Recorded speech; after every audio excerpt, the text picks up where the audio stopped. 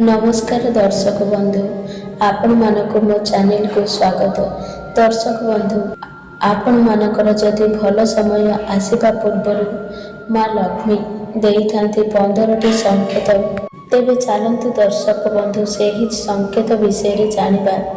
दर्शक बंधु, आपण माने जानते कि भल समय आसिबा पूर्वर केउं सब संकेत मिलि। आज आम जानिबा सही संकेत विषय। सही 15टी संकेत जदि आपण को मिलुछि तेबे आपण जानि नियंतु आपण को भाग्य उदय हेबाकु जाउछि। आपण माने जेकोसी काम आरंभ करिवे प्रत्येक क्षेत्र में मंगल और शुभ हेब। दर्शक बंधु, आम आखपाखरे बहुत किछि घटना घटी थाए, किंतु आमे सेथि प्रति ध्यान देउना। किंतु आम चारि पाखरे जहाँ भी घटना घटुछि सेथिरु आमे अनुमान करिपारिबा सेथिरु आम पाई भल हेब ना खराब हेब। दर्शक बंधु, जदि आपणक जीवन में किछि भल हेबाकु थिबो तो आपणकु निश्चय संकेत मिलिथाए, किंतु आपण माने जानि पारंती नाही। तेबे आसंतु जानिबा सेही सब शुभ संकेत विषय। प्रथम संकेत हेउछि ब्रह्म मुहूर्त आपणकर निद भांगिबा। जदि भोर 3टाରୁ 5ଟା भितरे आपण निदरू उठी पड़िबे, जेउ लोक एही समय रे उठी थाए सेही लोकर भाग्य हीरा भली चमकी थाए। से व्यक्ति भविष्यत रे बहुत उन्नति करती। सेमाने निज कर्म क्षेत्र रे बहुत बड़ बड़ दक्षता हासिल करिथांती। आपण माने ब्रह्म मुहूर्त रे सबुदिन उठुचंती बा 3टाରୁ 5ଟା भितरे आपणकर निद भांगुची, ताहले जानी रखंतु निश्चित भावरे आपणक जीवन में बहुत किछि परिवर्तन हेबाकु जाउछि। आपणक लाइफ रे एमिति किछि घटना घटिबाकु जाउछि जहाँ आपण केबे कल्पना करि नथिबे। द्वितीय संकेत हेउछि गोमातार आगमन हेबा। गाई हेउछि आमर माता, तेणु धर्मशास्त्र रे लेखा अछि जे गोमाता ठारे समस्त देवी देवता वास करिथांती। तेणु जेतेबेले आमर भल समय आसिबाकु थिबो गोमाता आम घर को बारंबार आसिबो। जदि एही भली किछि घटना घटुछि आपणक सहित, गाई आपणक घर को बारंबार आसुछि, तेबे आपण किछि ना किछि खाद्य निश्चय खाइबाकु दियंतु एवं मुंडिया मारंतु एवं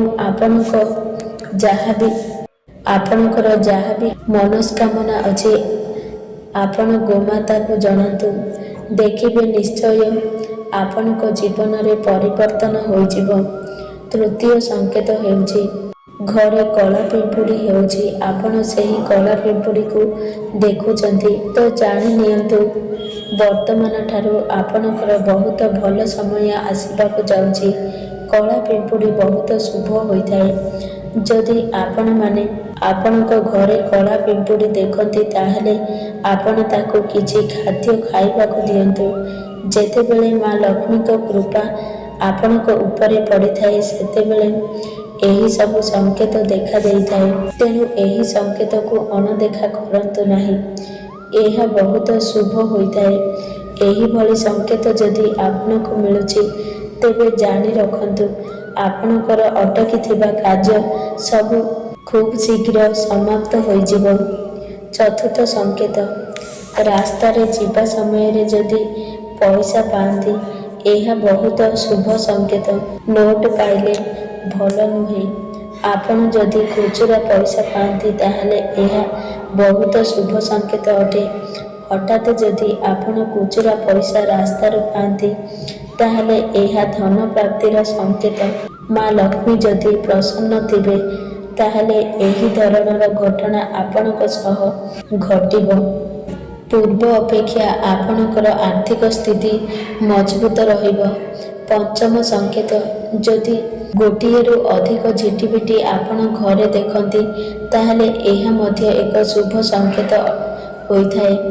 सेही भली जेउ मानक घरे ତୁଳସୀ ଚଉରା ଅଛି। ଯଦି ଦୀପାବଳି ଦିନ ଆପଣ ଝିଟିପିଟି ଦେଖନ୍ତି, ଏହା ମଧ୍ୟ ବହୁତ ଶୁଭ ସଂକେତ ଅଟେ। ଯଦି ମାଙ୍କଡ଼ ଆପଣଙ୍କ ଘର ଉପରେ ବସି କିଛି ଜିନିଷ ଖାଉଥିବ ଆଉ ସେଇ ଖାଉଥିବା ଜିନିଷକୁ ଘର ଉପରେ ପକାଇ ଦେଇ ଚାଲିଯିବ, ତାହେଲେ ଏହା ବହୁତ ଶୁଭ ସଂକେତ ଅଟେ। ସପ୍ତମ ସଂକେତ, ଯଦି କୌଣସି ପକ୍ଷୀ ଥଣ୍ଟରେ ତା'ର କୌଣସି ଜିନିଷ ନେଇକି ଯାଉଥିବା ବେଳେ ଯଦି ଆପଣଙ୍କ ଛାତ ଉପରେ ଗଳି ପଡ଼େ, ତାହେଲେ ଏହା ମଧ୍ୟ ବହୁତ ଶୁଭ ସଂକେତ ଅଟେ। ଅଷ୍ଟମ ସଂକେତ, ଯଦି ବିଲେଇ ଆପଣଙ୍କ ଘରେ ପିଲା ଜନ୍ମ କରନ୍ତି, ଏହା ବହୁତ ଶୁଭ ସଂକେତ ଅଟେ। ନବମ ସଂକେତ, ଯଦି ଆପଣ ସ୍ୱପ୍ନରେ ବହୁତ ଭଲ ଭଲ ଜିନିଷ ଦେଖନ୍ତି, ଯେମିତିକି ସ୍ୱପ୍ନରେ ଠାକୁର ଦେଖିବେ, ସାପ ଦେଖିବେ, ଶିବଙ୍କୁ ଦେଖିବେ, ଦେବୀ ଦେବତାଙ୍କୁ ଦେଖିବେ ବା ଭଗବାନଙ୍କର କୌଣସି ବାହନକୁ ଦେଖିବେ, ବହୁତ ଶୁଭ ହୋଇଥାଏ। ସ୍ୱପ୍ନରେ ବରଗଛ ଦେଖିଲେ, ପୁସ୍ତ ଗଛ ଦେଖିଲେ ବହୁତ ଶୁଭ ହୋଇଥାଏ। ତେବେ ଏସବୁ ସ୍ୱପ୍ନ ଯଦି ଆପଣମାନେ ଦେଖୁଛନ୍ତି, ତେବେ ଜାଣି ନିଅନ୍ତୁ ଭଲ ସମୟ ଆରମ୍ଭ ହୋଇଗଲାଣି। ଦଶମ ସଂକେତ, ସ୍ୱପ୍ନରେ କଇଁଛ ଦେଖିବା, ସ୍ୱପ୍ନରେ ମାଛ ଦେଖିବା, ଯଦି ଏହି ଦୁଇଟି ଜିନିଷ ସ୍ୱପ୍ନରେ ଦେଖୁଛନ୍ତି, ତେବେ ଆପଣଙ୍କ ଧନରେ ବୃଦ୍ଧି ହେବ। ଯଦି ପୁରୁଷମାନଙ୍କର ଡାହାଣ ଆଖି ବା ଡାହାଣ ଅଙ୍ଗ ଭଡ଼କିବ, ତାହେଲେ ଜାଣିନେବେ ଯେ ଏହା ଆପଣଙ୍କ ପାଇଁ ଶୁଭ ସଂକେତ ଅଟେ। ସେହିଭଳି ମହିଳାମାନଙ୍କର ବାମ ଅଙ୍ଗ ଭଡ଼କିଲେ ତାହେଲେ ଏହା ଶୁଭ ସଂକେତ ହୋଇଥାଏ। ସେହିଭଳି ଆପଣ କେମିତି ଜାଣିବେ ଏହା ଶୁଭ ସଂକେତ ବା ଭଲ ସମୟ ଆଗକୁ ଆସିବାକୁ ଯାଉଛି? ଦେଖନ୍ତୁ, ଯେତେବେଳେ ଆମର ଭଲ ସମୟ ଆସିବ, ସେତେବେଳେ ଆମର ସବୁ କିଛି ଭଲ ହେବ ଆଉ ଆମ ମନ ସେତେବେଳେ ଆନନ୍ଦିତ ରହିବ। ନିଜେ ଖୁସିରେ ରହିଲେ ଆମେ ସମସ୍ତଙ୍କୁ ଖୁସିରେ ରଖିପାରିବା। ନିଜେ ଯଦି ଆନନ୍ଦରେ ରହିବେ, ତେବେ ଜାଣିନେବେ ଆପଣଙ୍କର ଭଲ ସମୟ ଆରମ୍ଭ ହୋଇଗଲାଣି। ତା ପରବର୍ତ୍ତୀ ସଂକେତଟି ହେଉଛି, ସକାଳୁ ଉଠିବା ମାତ୍ରକେ କୌଣସି ବ୍ୟକ୍ତି ମନ୍ଦିର ଯାଉଥିବାର ଦେଖୁଛନ୍ତି କିମ୍ବା ମନ୍ଦିରର ଘଣ୍ଟି ଶବ୍ଦ, ଶଙ୍ଖ ଶବ୍ଦ ଆପଣ ଶୁଣୁଛନ୍ତି, ତାହେଲେ ଏହା ବହୁତ ଶୁଭ ସଂକେତ ଅଟେ। ତା ପରବର୍ତ୍ତୀ ସଂକେତ, ମନ୍ଦିରରୁ କୌଣସି ସଧବା ନାରୀ ଫେରୁଥିବାର ବା ଯାଉଥିବାର ଆପଣ ଦେଖନ୍ତି, ତେବେ ବହୁତ ଶୁଭ ହୋଇଥାଏ। ତେବେ ଦର୍ଶକ ବନ୍ଧୁ, ଏହିସବୁ ସଂକେତ ଯଦି ଆପଣଙ୍କୁ ମିଳୁଛି, ତେବେ ଜାଣି ନିଅନ୍ତୁ ମା ଲକ୍ଷ୍ମୀ ପ୍ରସନ୍ନ ଅଛନ୍ତି। ଦର୍ଶକ ବନ୍ଧୁ, ଯଦି ମୋ ଭିଡ଼ିଓ ଆପଣଙ୍କୁ ପସନ୍ଦ ଆସେ, ତାହେଲେ ଭିଡ଼ିଓକୁ ଗୋଟିଏ ଲାଇକ୍ କରନ୍ତୁ ଏବଂ ଆମ ଚ୍ୟାନେଲକୁ ସବସ୍କ୍ରାଇବ୍ କରନ୍ତୁ ଏବଂ ସାଙ୍ଗମାନଙ୍କୁ ଅଧିକରୁ ଅଧିକ ସେୟାର କରନ୍ତୁ। ଏହିଭଳି ମୋଟିଭେସନ୍ ଭିଡ଼ିଓ ଦେଖିବା ପାଇଁ। ଜୟ ଜଗନ୍ନାଥ।